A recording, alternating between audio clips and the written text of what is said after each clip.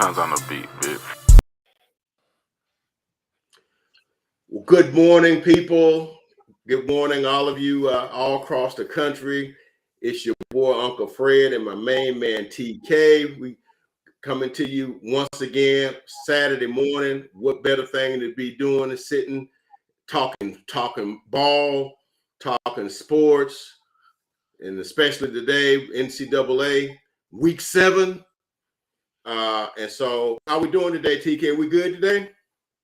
Yes, sir. Let's get to it. I'm ready, man. Good morning, everybody. All right, man. Anxious to get to it, man. He chomping at the bit, man. That's all right, man. I am too. Let's go ahead and get started and let myself down a little bit. So we got a few games on the docket for today. And you can see on the ticker, we're gonna start with in the SEC. And SEC kind of topsy-turvy right now. So we're gonna start with Mississippi State at Kentucky. I know Kentucky was looking good out the gate, and I think they was like 4-0. Then they kind of got knocked in the mouth by Ole Miss, and then came back last week and got stunned by South Carolina. Shout out to Spencer Rattler, starting to finally come to what he was supposed to be when he came there from Oklahoma. You got any feelings on that game, TK? Not necessarily. I know Will Levis missed the game against Ole Miss that they lost. So they have him back today. They're at home. Mississippi State is tough on both sides of the ball. Very physical team. I've watched them play a few times thus far this season. So I think it's going to be a real test for Kentucky. I actually want to go the other way. I actually want to go Mississippi State on the road, actually. So to keep it short, okay. That's what I have. Though I have to acknowledge they were without Will Levis in that big loss to Ole Miss, so that matters. Okay. Because I remember in that game, the quarterback that was in there, and I thought that was, but I think he fumbled twice in the game, late in the game. Once on a run, and he kind of got hit, knocked the ball out. Then later in the game, he got strip sacked when they had a chance to, kind of to win that game and whatnot. And then, of course, then they just got beat by USC. I mean, well, it's still USC. South Carolina is USC, but not the USC, right? So, I don't know. It's interesting because the SEC is weird because just when you want to start crowning one of the teams, they're like, ooh, that's going to be one of the players in this thing. Because Mississippi State sort of kind of came that way because they have knocked off. They kind of destroyed Arkansas last week. I mean, that game wasn't as close to the game as the score indicated. All right. And just as you want to okay, let's put all our chips behind that team. Then it's like, then they stumble. I think I'm gonna go Kentucky. They got Levis back, Rodriguez. And I've read somewhere their offensive line is rated like way down, but he's supposed to be one of the in the SEC, and it would just be the SEC to have a team like Kentucky that got had egg in their face 2 weeks in a row, and you be thinking, Mississippi State looks so good against Arkansas, yeah, they'll probably beat them, and then nah. So I'm gonna go Kentucky because I'm not for any particular reason. It's just I know how the SEC run, and just when a team seems like they a juggernaut, they get humbled. So I'm gonna go with Kentucky on this one, even though I think schematically wise I like Mississippi State better. But I'm gonna go with. I just got a gut feeling that it's gonna be Kentucky. So I'm gonna go with Kentucky on this one. Correction, man, because I did misspeak and I want to correct myself. Will Levis did play against Ole Miss, but he didn't play last week. So that's my apology, my mistake. He did get hurt last week too against South Carolina, correct? Yeah, he didn't play. Yeah, he didn't play. Right. I mean, he got hurt. Right. That's what I meant. I had those games mixed up. My bad. Right. That's fine. All right. So we splitting on that one. I'm going Mississippi State. So yeah. I'm going Kentucky. Just for the record, the 5 games we picked last week, we both went 4-1. So we did pretty good. The only game we missed was UCLA and Utah. Nobody thought UCLA was beating them. Yeah, hey man, Chip Kelly, man, Hey, shouts out to Chip Kelly, I guess. All right, second game we're gonna look at is another. We're gonna stay in the SEC. Let's look at LSU in Florida. LSU goes down to Doak Campbell Stadium, which is otherwise known as the Swamp, to play Florida. And the two teams kind of trying to figure out what they're trying to do here, because no, I don't think anybody expected LSU to be a juggernaut, but they thought they would be maybe much improved with Brian Kelly coming. With Anthony Richardson and some of the players they've got down there, and I know they got a new coach too, Billy Napier. I think the dude came from Louisiana. A lot of people kind of thought they would be one of the teams challenging for that SEC East title, and they kind of have not looked that good this year. They really should have 3 losses this year. They should have beat Utah. So I don't know about this one, man, because LSU, it doesn't seem to be getting any stability at the quarterback position. Daniels, he's sort of hit and miss, but they've got great skill position players, as LSU is wont to do with Mr. Butte.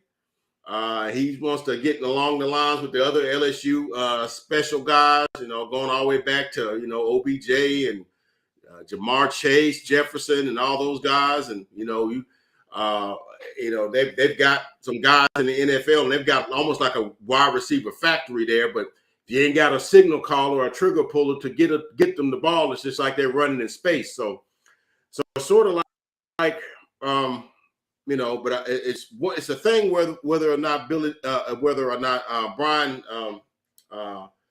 can get those guys, and kind of cultivate that offense a little bit. They run it a little better. They're decent on defense until last week when they got smoked by Tennessee. I think they were averaging only giving up 14 points a game with my boy Ojulari on that D line, one of the better defensive linemen in college. So they're playing at the Swamp. That used to mean something. This is a toss-up. I think I might go to the home team. I might go Florida on this one. Just by the simple fact that they're playing at home. That's a tough place to play. I expect maybe a special game out of Anthony Richardson. He's been hit and miss lately. Some turnovers, like a turnover in every game, the last 4 or 5 games. But I got a feeling Florida's going to win just for no reason other than they're at home. What say you on this one? I don't have much for this game. It's a nostalgia game because both teams are very underwhelming. Yep. Anthony Richardson has a steep developmental process right now. LSU can't get Butte the ball.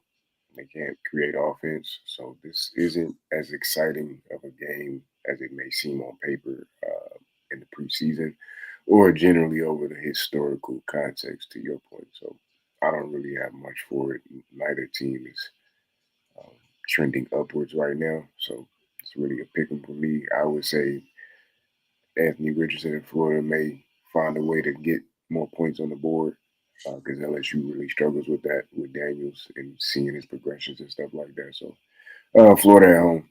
That's all I got for it, man.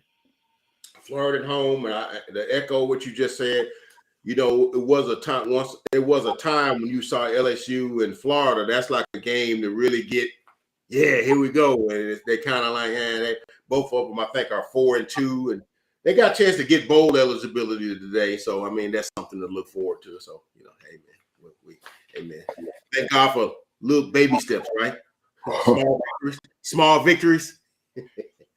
Yes, that's what it's become. That's what it's done boiled down to, small victories. Can we get bowl eligible? Yeah, okay. We ain't playing for nothing, but.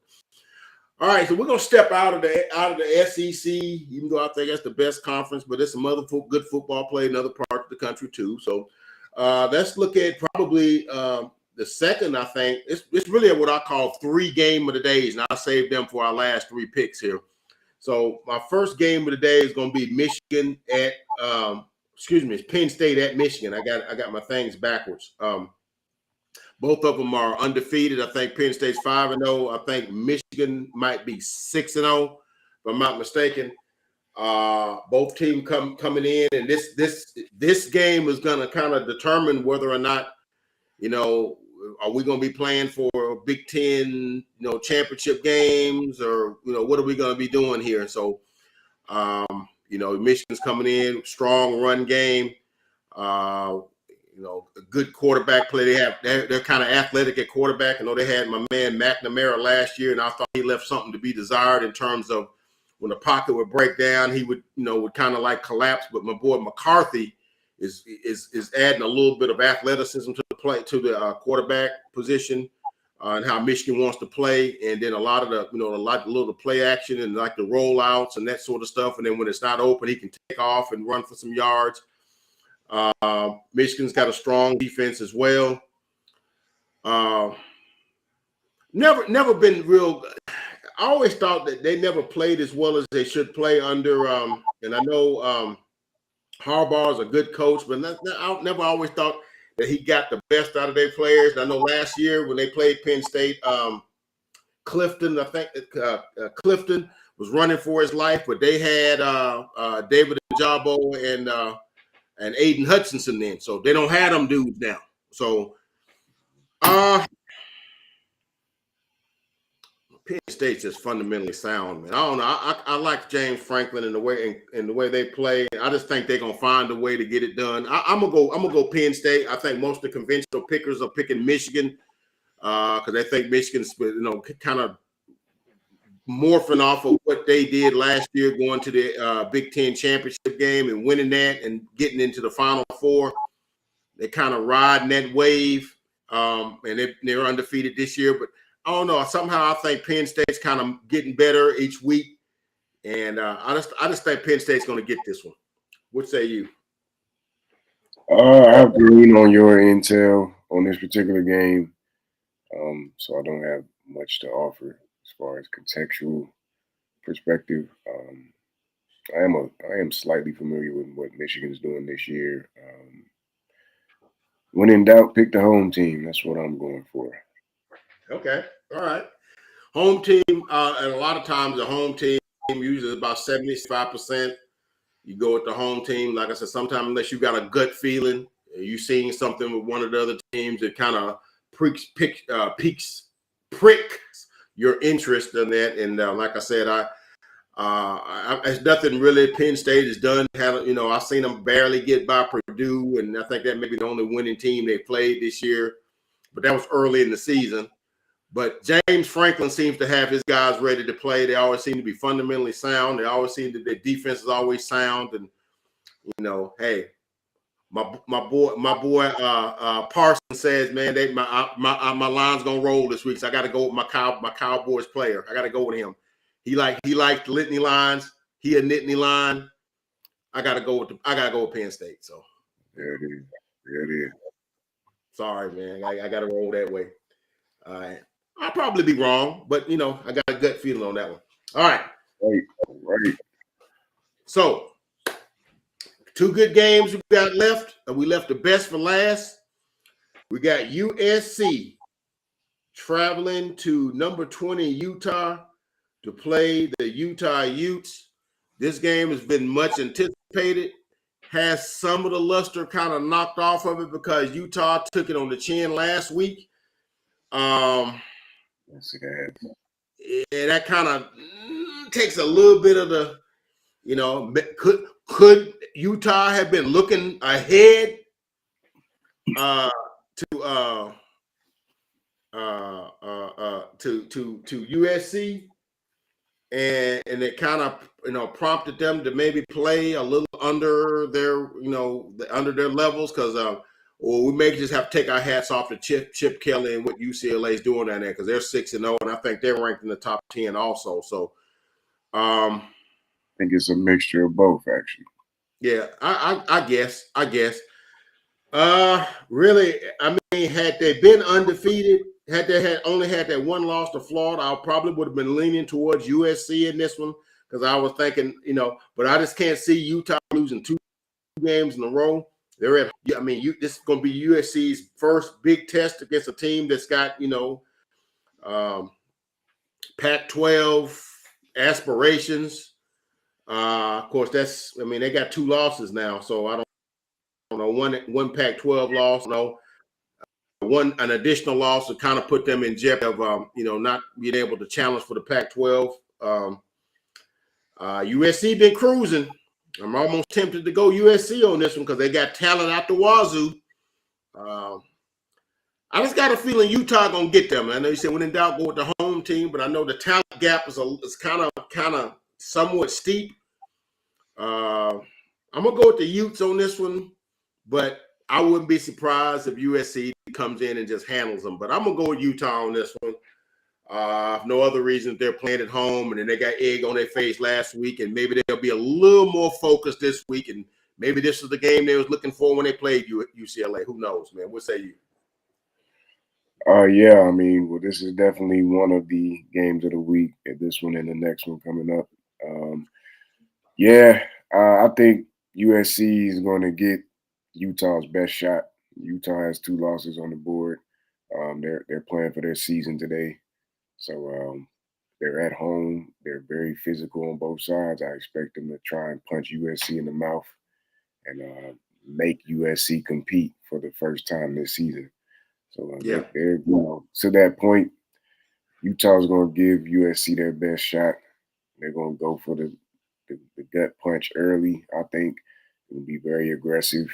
I expect them to look to push the ball down the field, run the football hard, and take chances on 4th down if they see an opportunity. So all that being said, I just think it'll become a real challenge for USC this week. Maybe a challenge they haven't yet seen. But should they, pass the test, then I think we're looking at the Pac-12 champs and USC after tonight. So on their end, we know the talent. We know what they have. They're going to be challenged defensively today. We'll see, man. I'm picking USC because I just think USC is going to win based off of sheer ability. But they're going to – I think Utah's going to make them earn it today. So I like what you just said. That Utah's going to make them earn it. I don't think they're going to have no layups. I'm going to use a basketball analogy. There won't be no layups. See tonight. It won't be no layups. And I will say this as we go to our last game. If USC does what it needs to do, Utah, I don't see really no team stopping them till they get to the Final Four. They may go undefeated in the Pac-12 if Utah is able to beat them. This is going to be the hurdle. This is going to be the thing. Like I said, I've watched them, and I've watched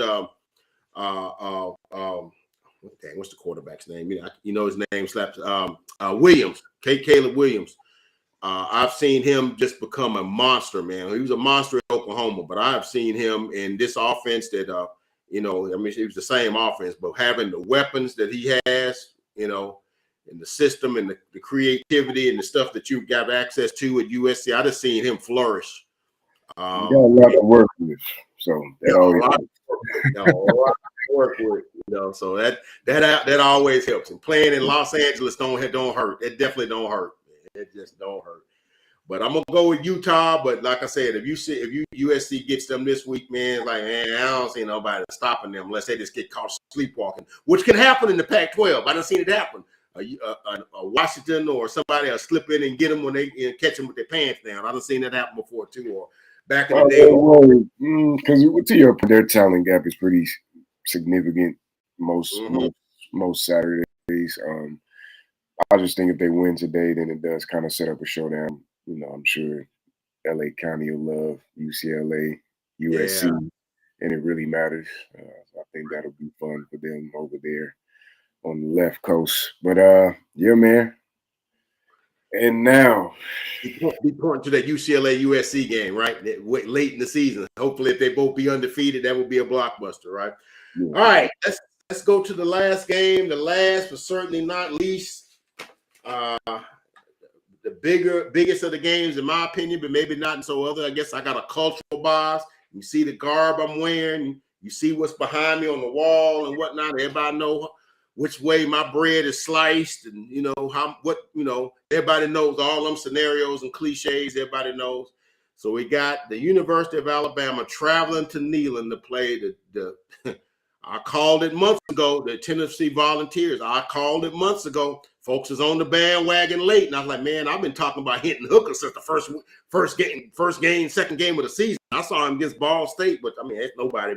But I was like, man, that guy got some pop, man. He got some talent. And I said, and Tennessee's always had good skill position people and stuff like that. And it's just a matter of getting the quarterback right. When you get the quarterback right, it's amazing how much other stuff works when you get the quarterback. When the quarterback is, I don't want to, because people throw around the word special too much, but when you got a good quarterback that's good, is mobile, strong arm, it's amazing the kind of stuff you can do. So this is gonna be a big game, I think. Man, and you get an Alabama team that's sort of in a way wounded, because we don't know what kind of Alabama's been mum all week, last couple of weeks, on the condition and the availability of one Bryce Young, who, I never thought I would say it, but it's as much how much times have changed. You never, at any time in times past, except maybe when Tua was there, had thought like, well, quarterback's down. Oh man, we really ain't got no chance, because usually it's all about the program. Never one player. No one player has ever. The program has never been one player dependent. If that makes any sense. But Bryce Young is so and the offense has bound him so much, and they've tailor-made the offense around him so much that if somebody else comes in there, then there's some adjustments that have to be made, and that makes them. And if Bryce is not there, that's going to be a very interesting game to me. Because if Bryce is playing, to what degree, how much is he going to be? Is he going to be 50%, 75%, 90%? Because if he's 100%, I look for them to score about 35 points at the minimum, 45. If not, and he's at some limited capacity and he can't get the ball to these playmakers, whether it's Treshawn Holden or if it's what's my guy's name? The guy from Georgia. You know how names, but he's Burton. It's Burton or any of those guys. If he's a little off, it's not going to be. Surprisingly though, Alabama leads all Power 5 schools in rushing. I saw they with 257 and a half yards per game. So. That's that, because here I was thinking they was, an 80-20 passing team, but they, I guess they're getting big runs with Jahmyr Gibbs. And Jahmyr Gibbs is special. He might be the second best player on offense on that team, and he's not just limited to, running it out of the backfield. I think he had 157 yards against Texas A&M last week, and like over 200 against Arkansas the week before. And I think, them not having Bryce opened up the running game where he can get, where, I was like, man, if we could run the ball more, a guy like him could probably get 1,500 yards. But this is going to be an interesting game, because I think Tennessee can match points with them now. If Bryce is 100%, I look for Bama to win by like 6. If he's somewhat limited, I think Tennessee could get them this week. I think it's that close. What say you? Well, my first question was going to be, is Bryce for sure in? Is that confirmed? Is he in for sure? As I said, they're being very mum about that. They're keeping all their cards like right here. And I think that's a little bit of what they call gamesmanship, I guess. You want them to prepare for both guys, because if you understand their skill set here, and I say them, I'm talking about Jalen Milroe, the redshirt freshman from Katy, Texas. Their skill sets are diabolically opposed. I don't know if I'm saying that correctly, but their skill sets are completely the opposite of one another. And that made for an interesting offensive game last week, because the plays you run for Bryce are not going to work for him. And so you may want to run more of a zone read RPO game for Milroe, and then so see if you can get him on the edges. And then once he gets to the edges, dude, you're not catching him if he can get out there, But if to have him try to sit back and read coverage, kind of like not his strong at his stage of development. But I don't know. To get back to your original point, I don't know. They're keeping the cards close. I don't know if he's playing or not, but that's a major key to the game. So I don't know if he's going to play. I would think if he can go, he'll go, but I don't know. I can't answer that question for you. I got Bama, man.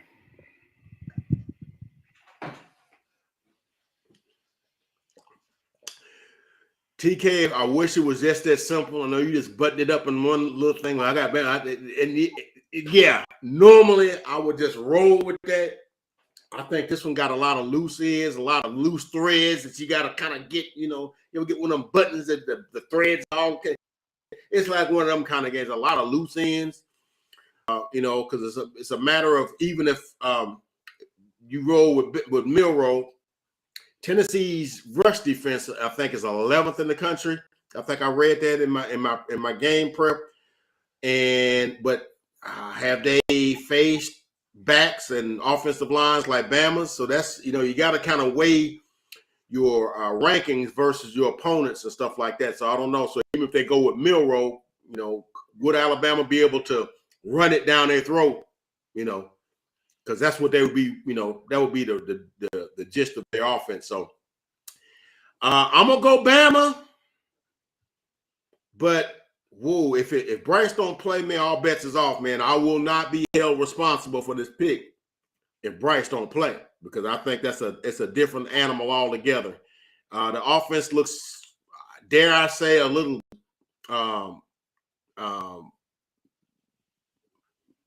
unsure of itself when he's not playing, when Milroe is playing and whatnot, and not no knock to him, he doing best he can do, and I know that kid's gonna get better, so I'm not knocking that kid at all, man. Good kid, man, and and I hated a lot of the Bama fans was dumping on him. I'm like, dude, get off that kid, man. He's a kid, let that kid do what he do, man. He coming into he's a square peg fitting into a round hole offense, so. Hey, man, let that dude do his thing. Let that dude do his thing. So anyway, those are my 5 picks for today. TK's going Mississippi State. I'm going Kentucky. I think he's going Michigan. I'm going Penn State.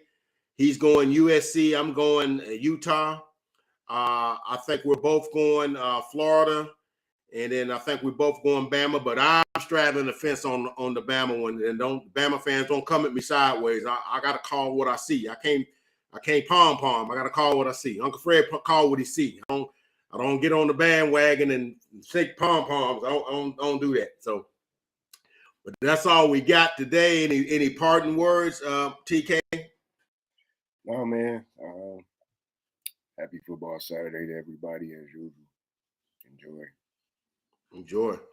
Ain't nothing better than kicking back with a nice beverage and a protein of your choice, kicking your feet up, watching football, a good football game, or I don't know, or 6, on a Saturday. Or 7. That's where it works. But that's all we got.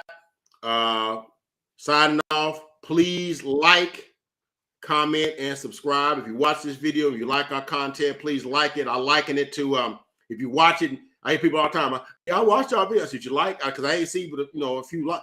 Oh, well, yeah. Look at it as coming into the room and hitting the light switch. So it's the light switch. Hit the light switch when you come in the room. Turn the lights on so you can see where you're going. All right. Hit the light switch. That's a great one. I hear promos all the time. I don't think I've heard that one before. Hey man. Hey man, I try to come up with a thing or two every now and then, man. Every now and then I come up with a thing. But yeah, hit the like switch when you come in the thing so you can see where you're going and don't stumble over nothing. And if you like the content or not, hit the subscribe, because we have more videos coming, and they'll get you in the notification, let you know when we're on and whatnot. And hey man, we don't think we know it all, but we know a little something. All right. But that's all we got from the desk of Uncle Fred with my boy TK. We're gonna see y'all on next week. Happy watching with your games today, and we see y'all next week.